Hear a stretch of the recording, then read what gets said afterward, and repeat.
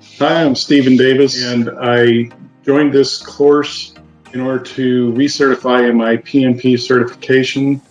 I was a bit nervous of the virtual aspect of it. It turned out to be very, very good class, a small class, so everyone was constantly involved, and it went very quickly. I'm certain that I'm going to be able to use all of the things that I've learned and relearned in my current job and continue to grow as a professional in project and program management.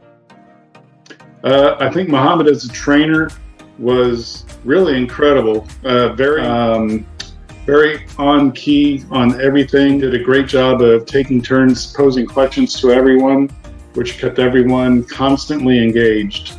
And that's the biggest aspect that I was worried about taking a virtual course that I knew I would have in the classroom.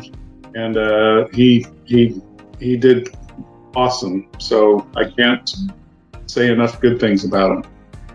And Sprintzeal is, it's worked out very well. They have a great reputation, great course load, at least for PMP, the one I know of.